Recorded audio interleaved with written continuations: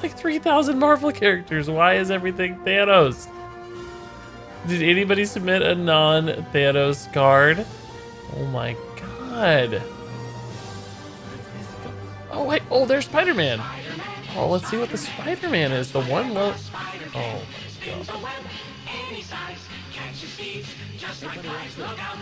Yeah, okay, so maybe that was a poorly acted exaggeration, but you guys submitted a ton of Thanos cards. Despite that, none of them actually made it into the video, but I do have 10 Marvel-themed custom cards that were submitted by you guys, the RegisKillbin community, so let's go ahead and jump into them. Up first here we have Venom from Minivat22, and I like this card a lot. Not only does it really capture the story of the Venom symbiote, like jumping to different hosts, but it's a really cool Hearthstone mechanic too, because anytime this card dies, it transforms another minion on the battlefield into Venom. So you're creating this chain of transformations that could have a couple interesting interactions. One, it would be great to answer things like resurrect decks that run a ton of big minions. You could put Venoms in their pool and kill off whatever minion or transform it so that it doesn't die and doesn't get resurrected.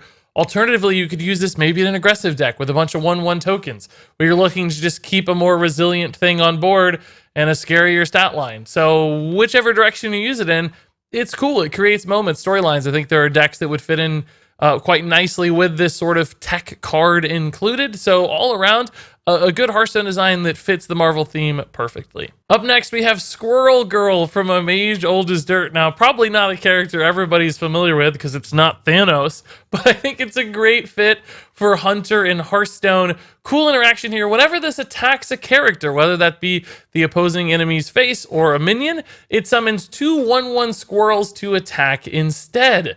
So you get these 2 1/1 beasts that finalize the attack. That means if Squirrel Girl's taking trades, she's not going to take damage. The squirrels are going to attack on her behalf, and they'll die off. Squirrel Girl will stay resilient at 7 health, and that's pretty cool. Or if she's attacking face, she gets to summon 2 extra squirrels that don't die in the trade, and then they linger around. So there's this snowball effect where if she gets to attack face multiple times, suddenly you're getting all these free tokens, and that's really cool. Because as it stands, 2/7 for 4 mana that's not a beast makes this much worse than Oasis Snapjaw at a base level, so it has to have some upside, and I think Squirrel Girl successfully delivers that upside. It's very cool with things like Scavenging Hyena. All these 1/1 beasts dying are good, we know, and Hunter doing that right now with Spring Paw. So Squirrel Girl not only fits Hunter thematically, but fits decks that are in action right now and strategies that are in the game at this very moment, and that's why I think this is a really elegantly designed card. Up next, we have Gambit, and I can't believe more people didn't go for a Gambit card, because if you know Marvel at all, Gambit's the guy who throws cards. That's part of his superpower. He energizes them, he throws them, and they blow up. So it's perfect for the Marvel universe combining with Hearthstone. And beyond that, Blue Zombie Blood here put into effect exactly what Gambit would do. So this is as close as you're going to get to capturing the character in a Hearthstone card, because Gambit's battlecry here discards your entire hand, and then you deal 2 damage to a random enemy for each card discarded. He's literally throwing cards and hurting things with them. That is Gambit. Beyond that, I think this is a cool Warlock synergy effect. Clearly a discard bonus kind of card, almost like a Deathwing in a way, where you could do it in an emergency to, maybe potentially deal up to 18 damage to your opponent if they have an empty board, or utilize it as a board clear. Sometimes that damage output might seem scary, but remember you have to set up very specific scenarios for it to work, like getting a full hand. So there's some downside, some risk to actually getting that to go off. So I don't think it's that consistent of like an OTK or a big damage burst. I think this card is going to be moderately good most of the time, and only rarely is it going to line up perfectly. So despite the raw output of it, there's so much downside built in that if you're not using it to finish the game or swing the game or activate some ridiculous discard synergies, it's just not going to go that far for you. So it has built-in checks and balances, but otherwise fits the character, the color scheme, the class. Everything about this lines up beautifully. Very well done, Blue Zombie Blood. Moving on, we have Doctor Strange here from Oxymoron, a mage legendary, and this one's really cool to think about. So for this card, the battle cry increases all the numbers on the next spell you play by 1, and then that 1 can also be improved by spell damage, like we've seen with cards like Unexpected Results in the past. You get an extra spell damage synergy card here with Doctor Strange. So at a base level, it turns your fireball into like a 5 mana, because remember, mana is a number based on the wording of this card. A 5 mana, deal 7. And that may not sound that exciting, but if you make that increased by 3, for instance, because you have a couple spell damage points on the board, then suddenly Fireball becomes a 7 mana, deal 9. And that's like a really cheap, almost Pyroblast. And maybe that's cool. Alternatively, if you go to something like Unexpected Results and you play it at the same time as Doctor Strange, there's a lot of numbers that increase. So you had 3 spell damage on Unexpected Results. It would cost 7 mana, so you could play it alongside Doctor Strange, but it would summon you 5 minions instead of 2, because that's a number that gets increased. Also, the cost of those minions would get bumped up a ton as well. So they would be 5 cost minions instead of just 2 cost minions, but also Unexpected Results itself gets improved by the spell damage if you had it on board as well, which means they might actually be 8 cost minions. So you'd summon 5 8 mana minions if I did that right in my head. I think I did, which would make that sort of combo insane. And as you go across different mage spells, you can see how Doctor Strange would have some really cool interactions and allow you to do some crazy things, but really only once. So it's still in check as far as the power level is concerned, I think. But I like all the different interactions and complications and neat little things that could create. So that's why I like this card. Up next here, we have the Juggernaut from Poodlefez. And this is another card that just captures the character so darn well. The Juggernaut is this unstoppable force, and so is this card, because it's immune while attacking.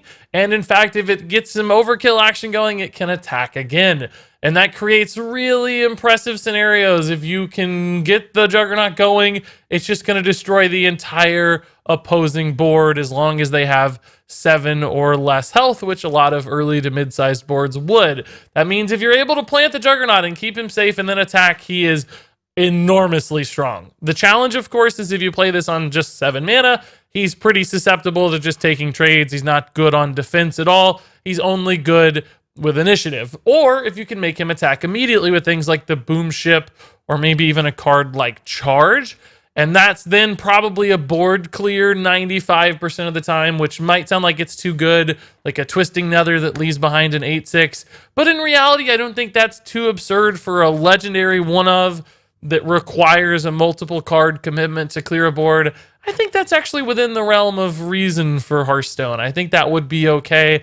I might bump this down to like 7 or 6 attack, or maybe move it to 8 mana if I were trying to be perfect from a balance standpoint.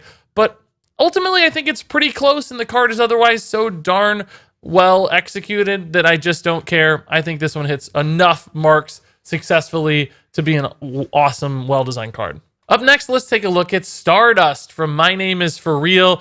Maybe a character you don't know, but associated with Galactus, who you might know as the big bad crazy world eater of the Fantastic Four. And Stardust can summon black holes, and in fact, that's exactly what this card does. It summons a 3/12 black hole with a very cool effect. At the end of each turn, destroy another random minion.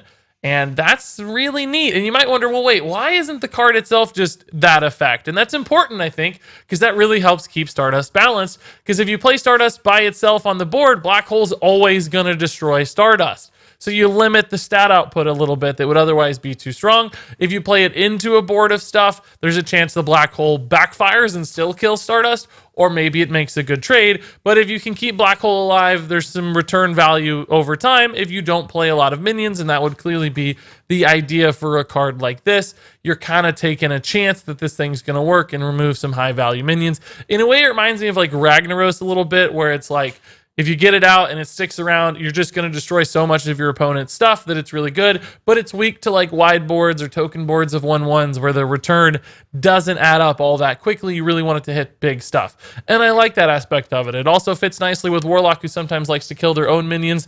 Things like Possessed Lackeys might die to Black Hole or Eggs or any other Death Rattle sort of thing, so there could be some benefits there as well. All in all, a fitting card from a character Marvel standpoint, but also for Warlock, so I like this one a lot.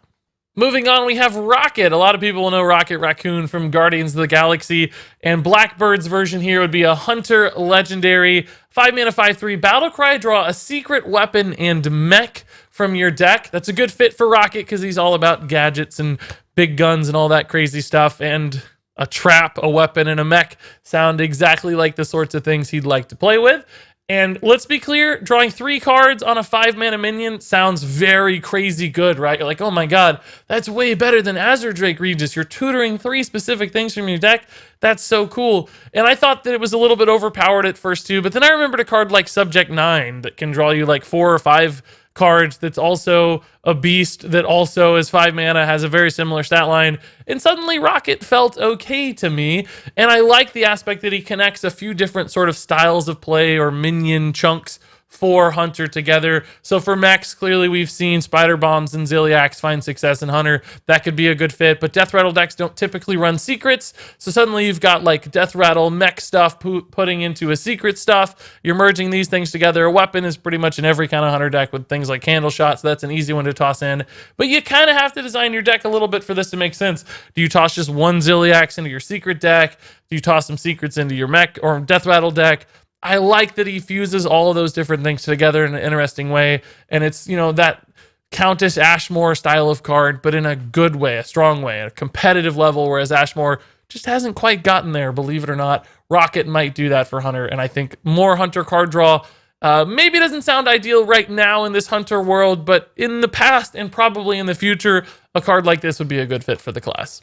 Now let's take a look at Suit Up for Warrior from Trace Veroma.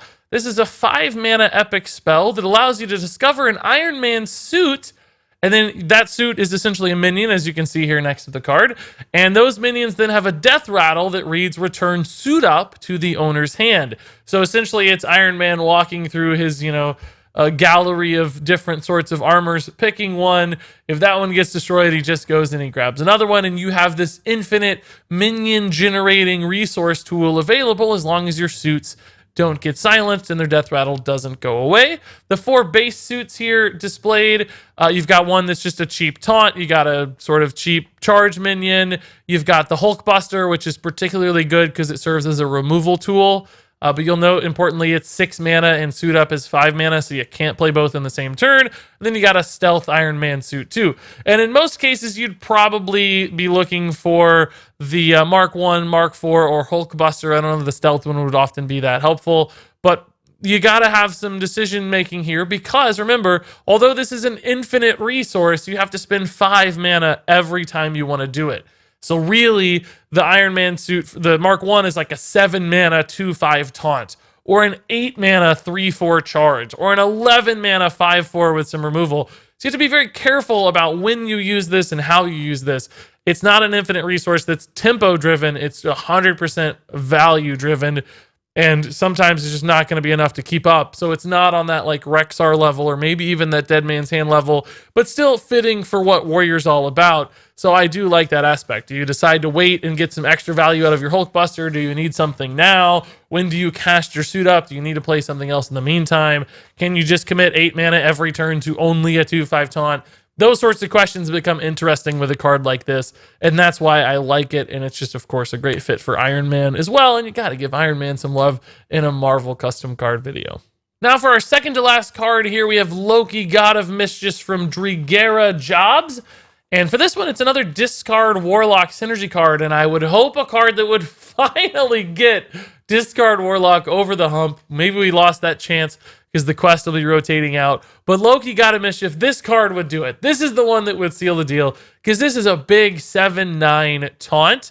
And anytime it's killed, it sticks around on the board a bit like Shares and Corpse Flower used to do. And then you can revive it simply by discarding 2 cards. So in a lot of ways, it would be easier to activate than something like Shares and Corpse Flower. And then when you do activate it, it's this giant 7/9 taunt that creates another problem for your opponent.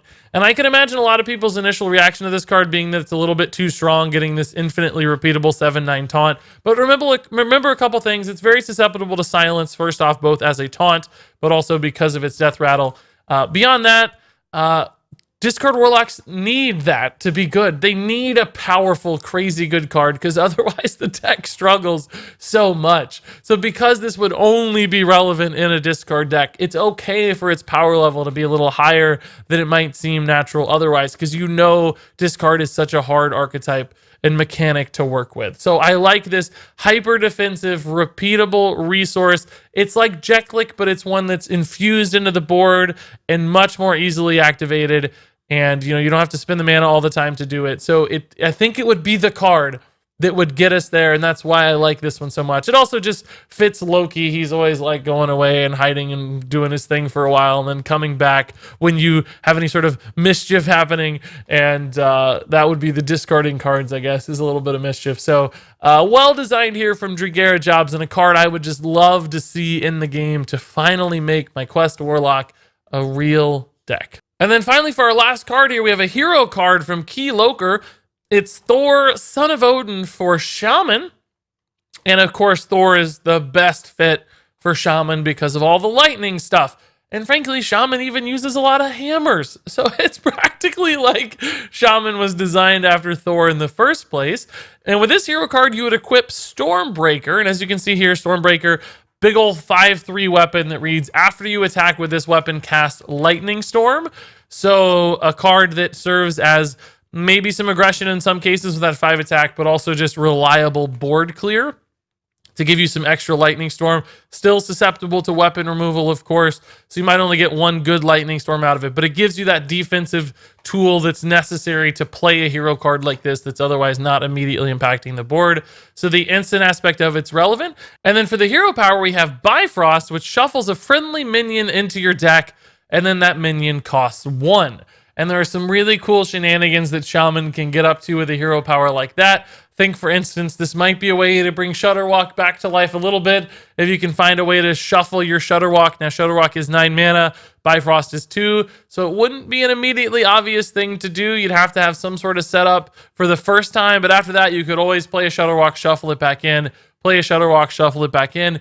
And you'd have this infinite Shudderwock tool. You couldn't play multiple entities of it in a turn. So I think it'd actually be a much healthier version of Shudderwock than normal. But Bifrost essentially means you could go infinite and never fatigue as long as you always shuffle a minion you just played back into your deck. That'd be a very low tempo sort of thing, but does create some intriguing opportunities to play the game in a different way. And I like that because of all the battle cry synergy Shaman has access to. This hero power is a cool one. It's by no means overpowered by default, and in some cases might even be bad or unplayable, but in other scenarios, you can do some really cool things with it. And I like cards like that, where it's not immediately obvious how impactful or powerful this is going to be. You have to play with it a little bit and figure out some decks and ways to support it. So for me, Thor, Son of Odin makes a lot of sense as a Shaman hero card, and it's one I'd like to see played in the game. And there you go, folks. That's it for part 10 of my custom card review. We had a lot of fun Marvel characters to talk through there.